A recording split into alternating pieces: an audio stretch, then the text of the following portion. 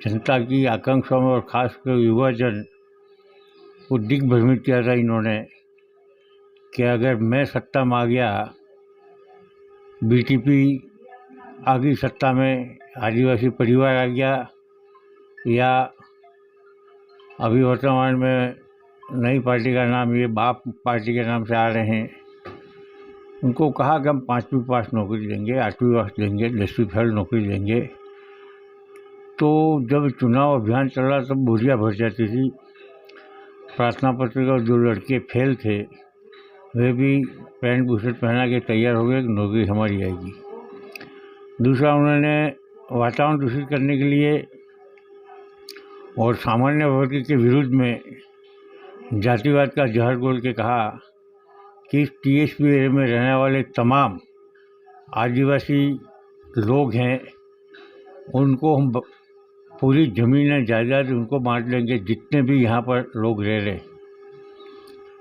तो लोगों को मन में हुआ कि यहाँ के जनरल लोगों को टीएसपी में रहने का पावर नहीं, हट जाएंगे तो हम सफल हो जाएंगे। इसी प्रकार इन्होंने 5वीं अनुसूची की बात करके कि अब तक सरकारों ने लागू नहीं की, हम आएंगे लागू कराएंगे। और आपने देखा होगा 5 साल कहता है कि हमने सरकार का सपोर्ट किया, इसके लिए धन्यवाद। पर सपोर्ट तो कोई किया है तो फिर 5वीं अनुसूची क्यों नहीं मांगी, प्रश्नवाचक चिन्ह। काकरे डूंगरी प्रकरण कराने के लिए ये कांग्रेस और अन्य दलों पर आरोप लगाते हैं, जबकि खुद नेतृत्व करके बैठाया लोगों को। और आंदोलन हिंसात्मक तरीके से होता, उन्होंने लूटपाट क्यों की, कहीं इसमें कांड हुआ और पूरे ज़िले को, पूरे ट्राइबल डूंगरपुर के समाज को हिंदुस्तान और विश्व लेवल पर बदनाम करने का काम भी इन लोगों ने किया है। इस प्रकार ही हर क्षेत्र में हम आएंगे तो सबके रोजगार के अवसर खोल देंगे।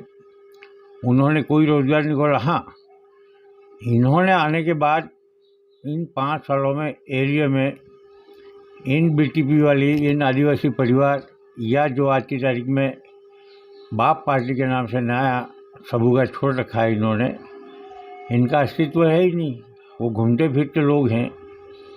तो उन्होंने यहाँ एरिया में अशांति फैलाने का काम किया और शाम पड़े लूटपाट पत्थरबाजी होती है। आपके अभी हाल ही की घटना देखें आप, एक बच्चे को शरेआम दिन में पत्थर मारा, लोग शाम को लेते हैं, अब तो दिन को भी घूमना दुर्भर कर दिया इन लोगों ने। ऐसे विचारों के लोग लंबे 84 जैसी और इस जनजाति बाहुल्य में रह नहीं सकते, इनका अंत आ गया है अब। और ये हमेशा झूठ बोलते लोगों को दिग्भ्रमित समाज के नाम से करते हैं। अब इनका कौन सा समाज है, क्या समाज है, अब तक तो यहाँ के ट्राइबल को समझ में नहीं आया। और ये क्या ईसाई धर्म का प्रचार प्रसार करने वाली संस्था के रूप में आए हैं, जिनको आगे से फंडिंग मिलता है। ये कभी झारखंड की यात्रा करते हैं, कभी दक्षिण की यात्रा करते हैं, आंध्रा की करते हैं, कभी पूर्वोत्तर में जाते हैं। और यहाँ पूरे दक्षिण राजस्थान की बात नहीं कहा, सब जगह उद्वेलित कर रखा है। और जैसा आप जानते हो, जहाँ जहाँ नक्सलाइट एरिया है, लोगों में शांतियाँ में विकास हुआ ही नहीं। मैं खुद झारखंड का इंचार्ज रहा, तो वहाँ पर आदिवासी की स्थिति बड़ी गंभीर है। आज भी इनकी माली हालत खराब है। एरिया में इन लोगों ने ऐसी घटनाएं, लूटपाट, असामाजिक तत्वों वगैरह कराई जाती है। और कानून तो हम पे लागू होता ही नहीं, और कानून लागू नहीं होता है, इसके चक्कर में युवक काकरे के पर फंस गए। और अब ये नकली धरना लगाते हैं सप्ताह में एक बार, और कांग्रेस को दोष देने का काम करते हैं, दूसरों को दोष देते हैं। और स्वयं क्या है इनके बारे में देखा नहीं, इनका विकास कोई आयाम नहीं है। ये विकास के नाम पर अपनी राजनीतिक रोटियां सेक रहे हैं, न इनको समाज सर्वोपरि है।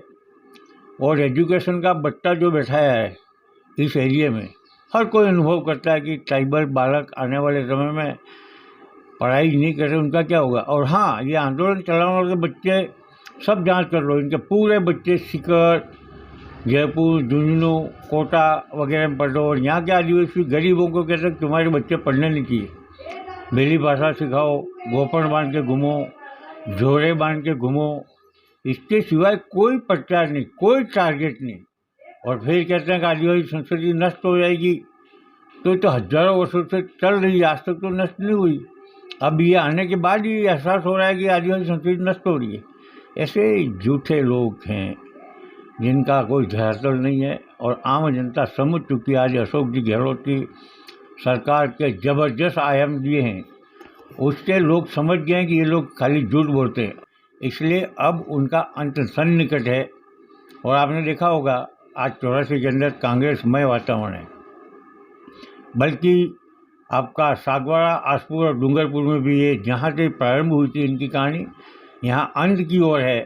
ये झूठ बातें करते हैं, देश विदेश की बातें करते हैं और भारतीय संविधान को नहीं मानता, कहते हैं हम पे लागू होता ही नहीं, तो ये आए कहाँ से? कहते हैं लोकसभा विधानसभा नहीं होनी चाहिए, हम तो खाली हमारी प्रणाली से लागू होंगे। ऐसे दिग्भ्रमित बातें करके युवाओं को भड़का रहे हैं, इनको रोजगार से वंचित किया जा रहा है। धन्यवाद। डूंगरपुर जिले की लेटेस्ट खबरें सबसे पहले देखने के लिए सकिल न्यूज को सब्सक्राइब और लाइक करें।